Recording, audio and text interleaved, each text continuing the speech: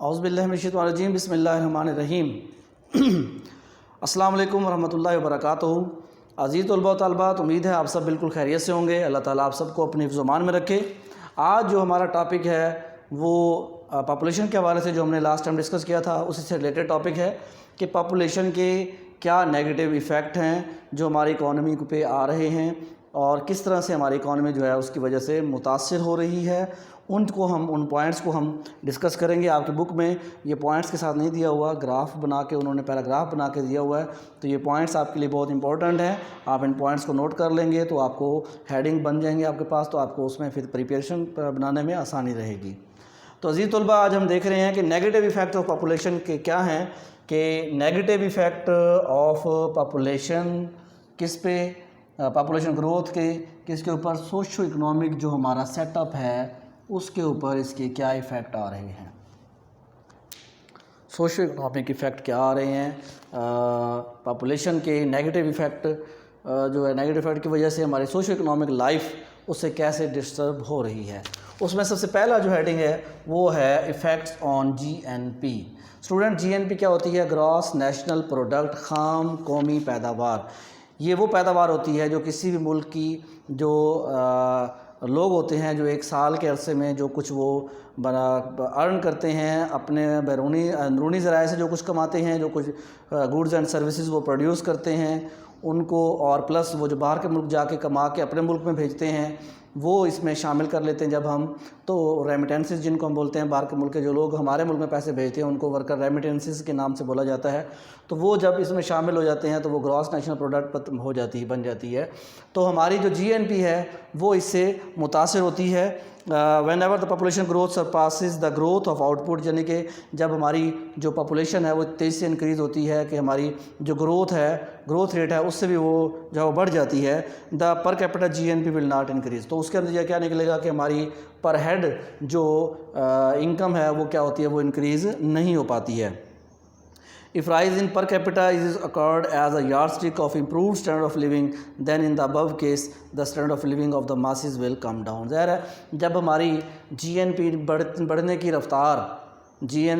रफ़्तार, आबादी के बढ़ने की रफ़्तार से कम होगी तो उसका नतीजा ये होगा कि जो हमारा स्टैंडर्ड ऑफ लिविंग है, जो हमारा रहने का मेयार जो है वो क्या हो जाएगा, डिटोरिएट कर जाएगा, वो ख़राब हो जाएगा और हमारा जो स्टैंडर्ड ऑफ लिविंग है वो ख़राब जो है वो बेहतर नहीं हो पाएगा, इम्प्रूव नहीं कर पाएगा। तो मेयार ज़िंदगी जो है वो उससे ख़राब होता है जब हमारी जो पॉपुलेशन है वो इंक्रीज़ होती है। तो उसके साथ साथ we should not hesitate in saying that population in developing countries purely depicts the application of Malthusian. एक थ्योरी थी, माल्थीशियन एक इकोनॉमिस्ट था, रियाज़ीदान था, उसने एक थ्योरी दी थी आबादी की, और इस थ्योरी में उसने ये बताया था कि अगर आबादी जो है वो तेज़ी से बढ़ती रहे तो हर जो है वो 100 साल बाद जो है वो कुदरती तौर पर आफात आती हैं, कुदरती तौर पर ज़लज़ले आते हैं, कुदरती तौर पर इस तरह की जो है वो वबाएँ आती हैं जिससे जो है कि आबादी जो है वो रिसोर्सेज की फिर बराबर हो जाती है अगर आबादी रिसोर्सेज से बढ़ जाती है। तो इसके अंदर ये निकलता है कि जब हमारी आबादी बढ़ती है तो आबादी बढ़ने की वजह से जो हमारी तरक्की होती है वो आबादी की नज़र हो जाती है और वो तरक्की हमें कहीं भी नज़र नहीं आती है। तो इसलिए वो जो है हमारी जो पर कैपिटा इनकम जो है वो कम हो जाती है जब हमारी पॉपुलेशन जो है वो हमारी ग्रोथ रेट से जो है वो ज़्यादा बढ़ रही होती है। दूसरे नंबर पे इफेक्ट है shortage of social and physical capital. जब आबादी बहुत तेज़ी के साथ बढ़ रही होती है तो तेज़ी से बढ़ती हुई आबादी की जो ज़रूरियात हैं, स्कूल और health, school, roads, hospitals, dams, इस तरह के जो इंफ्रास्ट्रक्चर हैं वो हम पूरी तौर पर जो है पूरी आबादी तक जो है वो नहीं पहुंचा पाते हैं। The positive effects of population growth on growth of output will be observe only if better techniques of production are employed along with existing resources and manpower. But in case of underdeveloped countries, there is a shortage of physical as well as social capital. Thus, when the capital is deficient, the production fails to expand even by employing excessive amount of labor. जब हमारे पास जो है when the capital is deficient, जब हमारे पास capital ही नहीं है तो हम जितने मर्ज़ी जो है लोगों को एम्प्लॉय करते रहेंगे, उससे हमारी आउटपुट पर कोई फ़र्क नहीं पड़ने वाला। तो ज़रूरी है कि हम जो है अपनी जो सोशल एंड फिज़िकल कैपिटल जो है उसको अगर बेहतर करना है तो हमें आबादी पे कंट्रोल करना होगा। उसके बाद बच्चों, surplus labour in agriculture. Agriculture का शुबा ऐसा है कि हमारी जो बेसिकली हमारा जो मुल्क है वो एग्रीकल्चर मुल्क है। अब हमारे इस मुल्क में जो है वो आबादी का बहुत बड़ा हिस्सा जो है वो एग्रीकल्चर के सेक्टर के साथ जो है वो मुंसलिक है और अपना रोज़गार का सिलसिला जो है इनका वहीं से ही गुजर बसर होता है। लेकिन आप ये देख लें कि इसमें क्या इफ़ेक्ट आ रहा है कि उससे जो हमारी जो सरप्लस लेबर एग्रीकल्चर की है वो बढ़ती चली जा रही है। In case of developing country, because of rising population, the increasing number of people are bound to get refugee in agriculture and traditional PT jobs. The economists agree upon it that in such fields, the marginal productivity of so many labor is zero and negative, and even half of them are withdrawn, the production will not come down. मतलब जब हमारी जो आबादी बढ़ती है तो वो लोग जो है उनकी नंबर ऑफ़ पीपल और जो लेबर फोर्स है हमारी वो भी इंक्रीज़ होती है। अब जब उनको कोई भी काम करने का नहीं मिलता तो हम ये देखते हैं कि 1 एकड़ है किसी के पास या 10 एकड़ हैं तो घर के 5 बंदे जो है उस एकड़ पर काम कर रहे हैं। हालांकि अगर उन 5 में से या 4 को हटा दिया जाए तब भी आउटपुट जो है उस खेतों की वही रहेगी, उस पर कोई इफेक्ट नहीं पड़ेगा। लेकिन चूँकि काम नहीं है तो सारे लोग जो है वो खेतों में काम करने पर मजबूर हो गए हैं और उसके नतीजे में ये हो रहा है कि हमारी आउटपुट तो इंक्रीज़ नहीं हो रही है लेकिन वो सरप्लस लेबर जो है वो बेचारी उसकी मार्जिनल प्रोडक्टिविटी क्या है वो ज़ीरो है या नेगेटिव में जा रही है। मार्जिनल प्रोडक्टिविटी क्या होती है बच्चों? जब हम कोई लेबर लगाते हैं उस लेबर के लगाने से हमारे आउटपुट जो इंक्रीज़ होती है या उसमें जो चेंज आता है उस लेबर के लगाने की वजह से उसे हम कहते हैं ये मार्जिनल प्रोडक्टिविटी है। जब हम आपको बता रहे हैं कि जब 5 बंदे एक खेत में काम कर रहे हैं अगर उनमें 4 को हटा देते तब भी उस खेत के आउटपुट पे कोई फ़र्क नहीं पड़ता है। तो इट मीन्स कि उन 4 लेबर्स की जो मार्जिनल प्रोडक्टिविटी है वो ज़ीरो है कि अगर उनको हम हटा भी देते हैं तब भी उस प्रोडक्टिविटी पे कोई फ़र्क नहीं पड़ता है। तो सरप्लस लेबर जो है वो हो जाती है जब, और तो उसकी वजह से जो है वो मईशत पर और रिसोर्स पर जो असर है, जो इफ़ेक्ट है, जो बोझ है वो इंक्रीज़ होता चला जाता है, बढ़ता चला जाता है। स्टूडेंट उसके बाद है decrease in man and land ratio. अब यहाँ पर हम ये देखते हैं कि जब आबादी बढ़ रही है तो जो नंबर ऑफ़ डिपेंडेंट हैं लोग एग्रीकल्चर पे उनकी मकदार में इजाफा होता चला जाता है। से एक बंदा जो था उसके पास 1 मुरब्बा ज़मीन थी, ठीक है, तो जब उसके पास 6 बेटे हुए अब उन सब में ये डिवाइड होगी। तो अब डिवाइड होने के बाद क्या हो गया कि हर एक एकड़ के हिस्से में जो है वो 2-2, 3-3 एकड़ ज़मीन आ गई है या 4 एकड़ ज़मीन आ गई। अब ये क्या हो गया कि वो जो अब उनके आगे 2-2, 4-4 बच्चे होते तो अब ये देखें कि उसकी वजह से जो ज़मीन है जो कि इकनॉमिक जो एक जिसे हम कहते हैं एक मुआशी कता जो है वो किता अर्जी जो है वो दस्तयाब नहीं होगा और कुछ ही नस्लों के बाद 2 या 3 नस्लों के बाद वो लोग पॉवर्टी की जो है दलदल में फंस जाएंगे। तो जब आबादी बढ़ती है तो उसकी वजह से क्या होता है मैन एंड लैंड रेशो जो है वो भी कम होती चली जाती है और ज़्यादा लोग उसकी जो डिपेंडेंसी है वो ज़राअत के शोबे पर चली जाती है।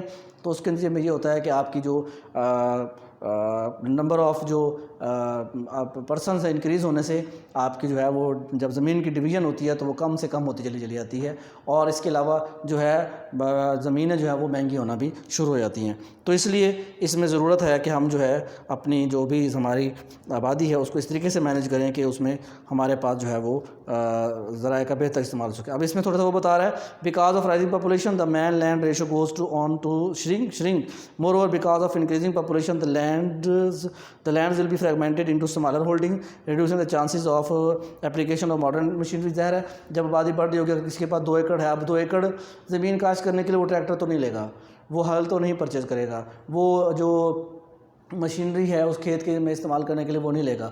तावत के उसके पास 2 एकड़ 2 मुरब्बे 5 मुरब्बे या 10 मुरब्बे ज़मीन हो तो ही वो इन चीज़ों को परचेज़ करेगा। डेफिनेटली से अल्टीमेटली ये होगा कि वो जो है वो ट्रेडिशनल मींस ऑफ एग्रीकल्चर जो है उनको यूज़ करेगा जो सस्ते हैं लेकिन उनके आउटपुट जो है वो नहीं है। स्टूडेंट उसके बाद है लैक ऑफ कैपिटल। जब हमारी आबादी इंक्रीज़ होने की वजह से जो है एक और वजह जो है वो ये है कि हमारे पास कैपिटल जो है वो मौजूद नहीं है, मशीनरी मौजूद नहीं है। तो उसके नतीजे में क्या होता है because of lack of capital and other structural problem the output supply curve becomes inelastic which because of rising population the supply of labor goes on to increase। मतलब जब हमारी आबादी बढ़ रही है लेकिन हमारे पास कैपिटल नहीं है, कैपिटल ना होने की वजह से ये होता है कि नई चीज़ें नहीं बन पाती, नई प्रोडक्शन नहीं हो पाती, नई चीज़ें नहीं प्रोड्यूस होती हैं और लेकिन आबादी जो है वो इंक्रीज़ होती चली जा रही है। तो आबादी के बढ़ने से क्या होगा कि वो जो हमारी प्रोडक्शन है वो जो हम दे भी रहे होते हैं वो भी हम जो है ओवर मतलब नहीं कर पाते हैं, उसको ज़रूरत के मुताबिक लोगों को नहीं दे पाते हैं। तो उसके नतीजे में ये होता है कि हमारा जो कैपिटल जो है उसको हम सही तरीके से यूज़ नहीं कर पाते। In this situation the unemployment and under unemployment emerge. ज़ाहिर बात है कि जहाँ पर हमारी प्रोडक्शन एक लेवल आएगा ना कि हमारे पास अगर 10 कारखाने हैं और अब जो है अगर हमारी डिमांड इंक्रीज़ हो जाती है तो हम एक दिन में या एक साल में जो वो कारखाने नहीं लगा सकते, हम उसके लिए थोड़ा सा अर्सा चाहिए होगा। तो उसके नतीजे में यह होता है क्या होगा कि हमारी प्रोडक्शन इनइलास्टिक हो जाती है, जबकि इसके बरक्स आबादी बढ़ने की वजह से लेबर फोर्स जो है वो इलास्टिक होती है, उसकी सप्लाई मुसलसल बढ़ती चली जाती है। तो उसके नतीजे में ये होगा कि अनएम्प्लॉयमेंट एंड अंडर अनएम्प्लॉयमेंट जो है ये इंक्रीज़ हो जाएगी। अनएम्प्लॉयमेंट और अंडर अनएम्प्लॉयमेंट क्या है उसको हम इंशाल्लाह इसी लेक्चर में ही आखिर में हम आपको डिस्कस करेंगे, आपको बताएंगे कि क्या है। तो उसके नतीजे में ये होगा कि आपकी एम्प्लॉयमेंट और अंडर अनएम्प्लॉयमेंट जो है वो बढ़ती चली जाती है और मईशत पर जो है बोझ उसका बढ़ता चला जाएगा। The agriculture sector is not capable enough to accommodate the rising number of unemployed, accordingly the labour have to move cities and other urban centre, but industrial sector being limited also fail to accommodate them as a result. अब ज़ाहिर है जब agriculture हमारे पास capital की कमी है तो लोग किस तरफ शहरों का रुख करते हैं, जब उनके एग्रीकल्चर सेक्टर में उनके पास जॉब्स कम हो जाती है शहरों में जाते हैं। इंडस्ट्रियल सेक्टर की भी एक लिमिटेशन है, उससे ज़्यादा लोगों को जो है एम्प्लॉय नहीं दे जॉब नहीं दे सकता क्योंकि वहाँ भी लैक ऑफ कैपिटल है। तो इसके नतीजे में क्या होता है कि लोग सर्विस सेक्टर की तरफ भाग के आते हैं। अब सर्विस सेक्टर में बेचारे क्या करते हैं, या तो वेटर लगते हैं या वो जूते बनाते हैं या वो इस तरह के छोटे मोटे काम जो है ढूंढ कर अपना गुजर बसर करने की कोशिश करते हैं और नतीजतन पॉवर्टी जो है वो इंक्रीज़ होती है। स्टूडेंट उसके बाद है decrease in social capital. Social capital जो है वो इससे क्या होगा वो मुतासर होता है। Because of increase population there is a greater increase in the demand for social capital. Social capital क्या है आज उसको अच्छी तरह सुने समझें। सोशल कैपिटल से मुराद क्या है, education, houses, medical services, roads, parks, water supply and water sanitation वगैरह वगैरह, ये चीज़ें जो हैं हमारी क्या कहलाती हैं, ये सोशल कैपिटल कहलाती हैं। जब आबादी इंक्रीज़ होती है तो उसके नतीजे में क्या होगा, because of meagre sources at the disposal of poor countries, they cannot be provided to all the segments of the economy in the required number. Accordingly, in certain areas, the localities, the social services are provided while some others are neglected. अब जब इतनी ज़्यादा आबादी तेज़ी से बढ़ रही है तो उस बढ़ती हुई आबादी की ज़रूरियात को पूरा करने के लिए क्या होगा कि हुकूमत के पास सोर्सेज तो वही लिमिटेड हैं और आबादी का प्रेशर बढ़ता जा रहा है। तो हुकूमत क्या करती है कि कुछ ऐसे इलाके होते हैं, जैसे आप अर्बन एरियाज़ की मिसाल ले लें कि वहाँ पर सहूलियात मौजूद हैं, देहातों में सहूलियात मौजूद नहीं हैं। अर्बन एरियाज़ में आप आ जाएँ कि ऐसा पोश इलाका होगा जहाँ पर आपको सुई, गैस, पानी, बिजली, सड़कें वगैरह, रोड्स वगैरह आपको हर चीज़ मिलती है, लेकिन उसी शहर के आप कच्ची आबादी की तरफ चले जाए तो वहाँ पे पानी पीने का पानी नहीं मिलता हमें। तो इसकी वजह क्या है, इसकी वजह वही राइजिंग पॉपुलेशन है और जिसकी वजह से गवर्नमेंट जो है वो रिसोर्स को सही तरह से तमाम लोगों को इक्वली डिस्ट्रीब्यूट नहीं कर पाती है और नतीजा ये निकलता है कि हमारे सोशल कैपिटल जो है वो डिक्रीज़ होता चला जाता है। स्टूडेंट उसके बाद है increase in consumption and decrease in saving. जब हमारी आबादी बढ़ेगी तो नंबर ऑफ़ पर्सन जो खाने पीने वाले हैं वो इंक्रीज़ होंगे, तो उससे हमारे जो कंजम्पशन है, जो एक्सपेंडिचर है, वो भी हमारे इंक्रीज़ होते हैं। जब हमारे एक्सपेंडिचर इंक्रीज़ होंगे तो ज़ाहिर बात है अब जब हमारी आमदनी कम है लेकिन एक्सपेंडिचर इंक्रीज़ हो रहे हैं बढ़ती हुई आबादी की वजह से, तो उसका नतीजा क्या निकलेगा, हमारी सेविंग कम हो जाती हैं। तो सेविंग कम होने से क्या होगा कि हमारी जो इन्वेस्टमेंट है वो कम होगी। इन्वेस्टमेंट जब नहीं होगी, जब कारोबार और बिजनेस नहीं होंगे तो लोगों को रोज़गार नहीं मिलेगा, जिससे उनकी इनकम और कम हो जाएगी। आप दूसरी तरफ देखिए एक्सपेंडिचर फिर बढ़ रहे हैं, सेविंग फिर कम हो जाएगी और इस तरह से जो है एक विशियस सर्कल ऑफ पॉवर्टी जो है वो इमर्ज होता है जो कौमों की तबाही पर ख़त्म होता है। तो स्टूडेंट इसलिए ज़रूरत इस बात की है कि हम अपनी परचेजिंग पावर को इंक्रीज़ करें और कुछ ऐसे जो है वो प्रोजेक्ट और ऐसे सिलसिले रोज़गार शुरू करें जिससे मैक्सिमम लोगों को जो है वो रोज़गार मिल सके।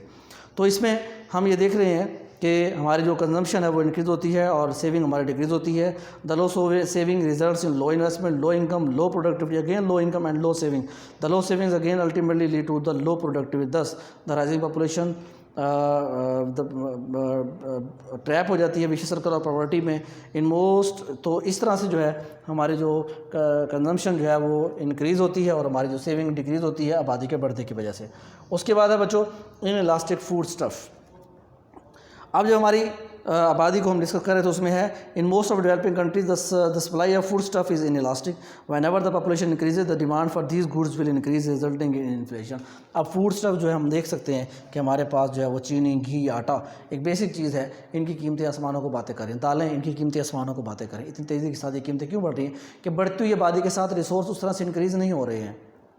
प्रोडक्टिविटी उस तरह से इंक्रीज़ नहीं हो रही है, डिमांड इंक्रीज़ हो रही है। जब डिमांड इंक्रीज़ होती है तो इकोनॉमिक्स का असूल है, जब डिमांड इंक्रीज़ होगी तो उसकी प्राइस क्या होती है, उस चीज़ की जो है वो बढ़ जाती है। सप्लाई उसकी नहीं होती है तो उसकी प्राइसेस बढ़ जाती है, इन्फ्लेशन जो है वो जन्म लेता है, इन्फ्लेशन जो है वो इंक्रीज़ होता है।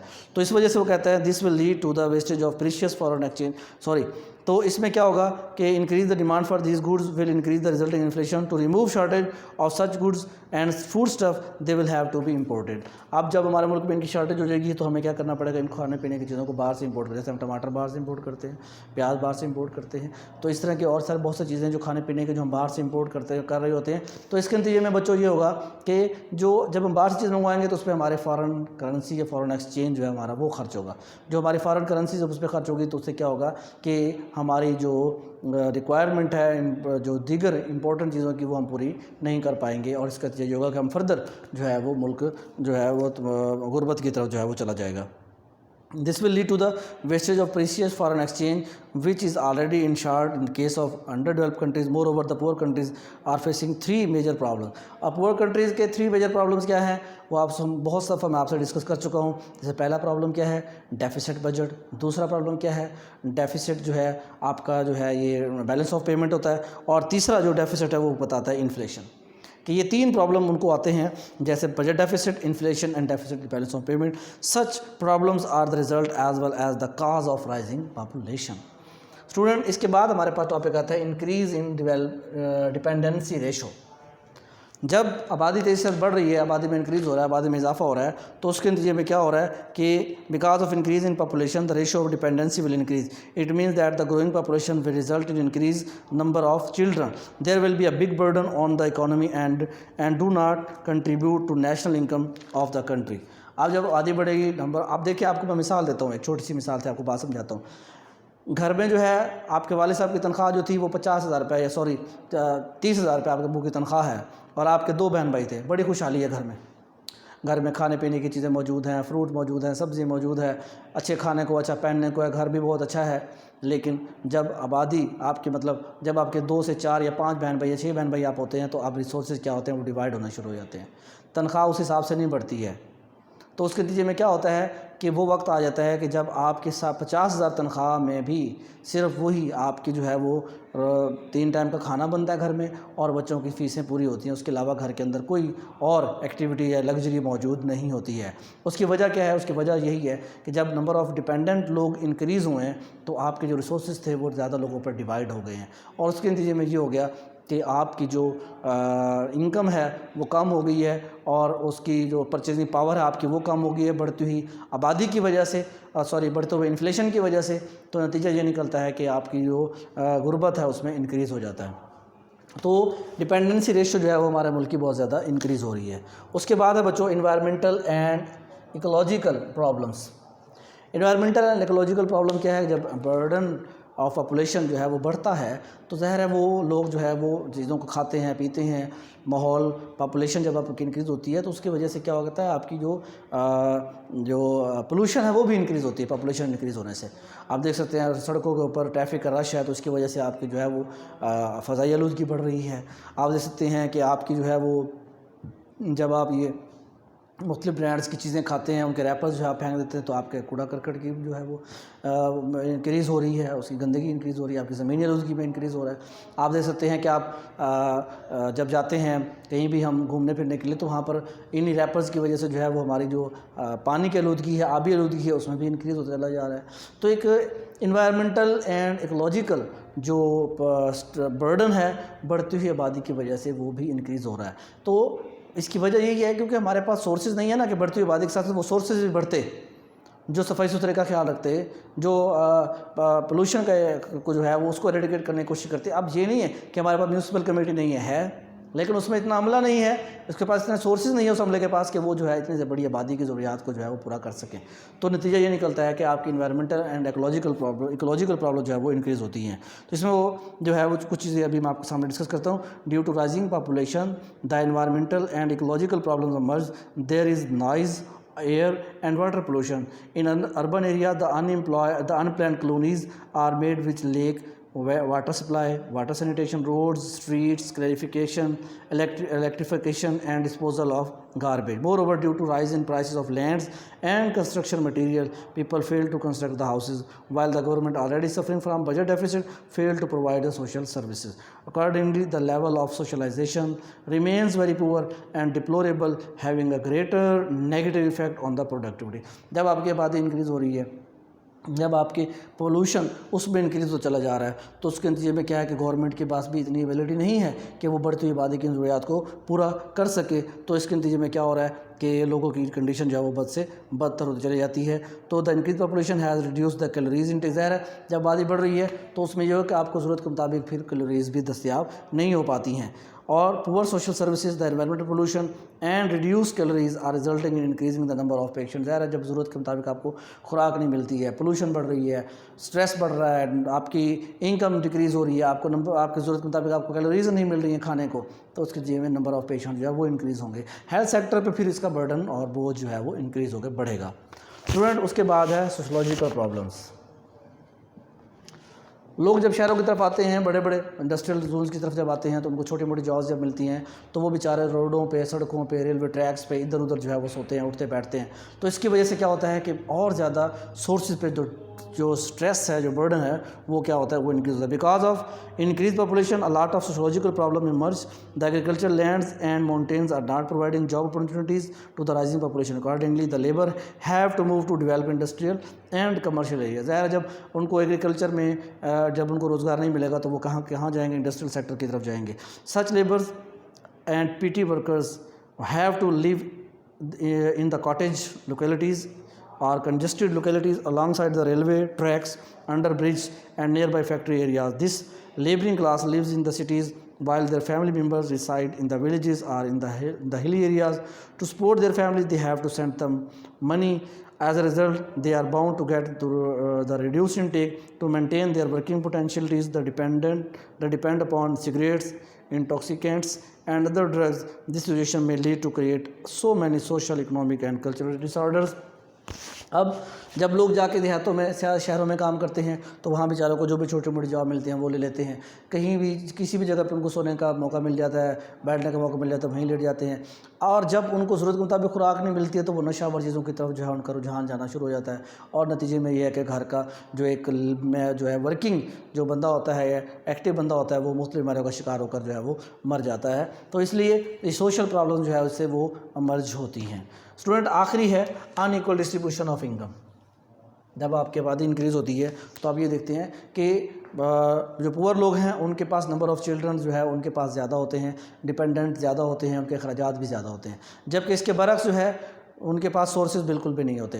अब हम आते हैं अमीर लोगों की तरफ, उनके पास बच्चे कम हैं, उनके पास सोर्सेज ज़्यादा हैं, लिहाजा वो अपनी शादियों पे, खुशी गमियों पे और हर तरह के अखराजात इस तरह के करते हैं। गरीब लोग उनको देख देख के दिल में कुटते हैं। एक अनइक्वल डिस्ट्रीब्यूशन ऑफ इनकम जब सोसाइटी में पैदा होती है तो उसके नतीजे में क्या होता है, आपको इंसाफ नहीं मिलता। उसके नतीजे में ये होता है कि आपके पास रिश्वत बढ़ जाती है। उसके नतीजे में ये होता है कि आपके पास जो है वो अंडरग्राउंड जो इकानमी है वो फूट पड़ती हैं। उसके नतीजे में ये होता है कि आपके पास जो है वो ब्लैक मार्केटिंग वो बढ़ जाती है। उसके नतीजे में ये होता है कि जो है वो क्रिमिनल किस्म के लोग जो है ना वो इमर्ज होते हैं और इस तरह से सोसाइटी जो है वो डिस्ट्रक्शन का शिकार हो जाती है पॉपुलेशन प्रेशर को मैनेज ना होने की वजह से। तो ज़रूरत इस बात की है कि अपनी पॉपुलेशन को हम इस तरीके से बेहतर करें कि ये जो इसके नेगेटिव इफ़ेक्ट हैं उनको हम पॉजिटिव इफ़ेक्ट्स में जो है वो चेंज कर सकें। स्टूडेंट, अभी हमारा एक टॉपिक छोटा सा इसमें रहता है, वो है अनएम्प्लॉयमेंट के हवाले से। तो अनएम्प्लॉयमेंट के हवाले से मैं आपको थोड़ा सा ब्रीफली थोड़ा सा बता देता हूँ। हमारा ये एक बड़ा टॉपिक आएगा आगे, हम इसको मज़ीद डिटेल में पढ़ेंगे।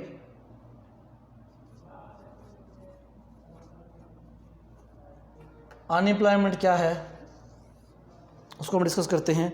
इसमें ऑल द पर्सन्स क्या है, अनएम्प्लॉयमेंट की जो डेफिनेशन है वो क्या है। All the person of 10 years and above are unemployed who in some reference period were without jobs। वो लोग जिनकी उम्र 10 साल और इससे ज़्यादा है, अगर वो किसी भी अरसे में विदाउट जॉब थे, they were having neither self employed nor paid employed। दूसरी बात, in the present situation they were available for work, they were prepared either for self employment or paid employment। मतलब वो लोग जिनको काम 10 साल से उम्र ज़्यादा है वो लोग काम करने के लिए विलिंग हैं लेकिन उनको काम नहीं मिल रहा। ठीक है, और वो काम करने को तैयार हैं, मतलूबा अहलियत और काबिलियत भी उनके पास मौजूद है। दे वर इन सर्च ऑफ एम्प्लॉयमेंट, या वो जॉब ढूंढ रहे हैं, और they have taken certain steps to get self employed or paid employment. In the light of this definition, हम देख सकते हैं कि पाकिस्तान में जो है वो क्या है, 3.72 million people were unemployed in Pakistan. अब पाकिस्तान की जब हम बात करते हैं तो ये लेटेस्ट फैक्ट्स एंड फिगर हैं 2019 तक के 3.72 मिलियन पीपल जो थे वो पाकिस्तान में क्या है, वो अनएम्प्लॉयड हैं। 1 मिलियन 10 लाख का है, तो ये हमारे पास तकरीबन नियर अबाउट 40 लाख के करीब लोग जो है वो हमारे 2019 में जो थे वो अनएम्प्लॉयड थे। तो उसके बाद वो बताता है in the light of the definition 3.72 million people were unemployed in Pakistan as the total labour force was 45.04 million.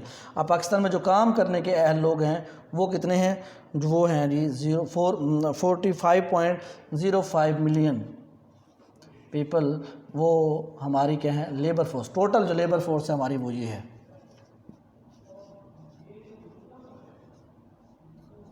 जो लोग काम करना चाहते हैं उनकी तादाद कितनी है, वो 45.04 मिलियन लोग हैं जो हमारे मुल्क में काम करने के काबिल हैं। लेबर फोर्स हमारी जो है वो इतनी है। द एम्प्लॉय लेबर फोर्स कितनी है, वो 41 है। मतलब 3 आप ये निकाल देंगे इसमें टोटल में से, तो आपके पास क्या आ जाएगी, एम्प्लॉयड जो लोग हैं वो कितने बनते हैं, वो 41 मिलियन लोग जो हैं वो उसमें काम कर रहे हैं। It means that the remaining person 3.72 million were unemployed. तो ये हमारे पास जो है अनएम्प्लॉयमेंट की ये वो जो है ना वो सूरत हाल है। उसके बाद है अंडर अनएम्प्लॉयड। क्या होता है अंडर अनएम्प्लॉयड और अनएम्प्लॉयमेंट में क्या फ़र्क है?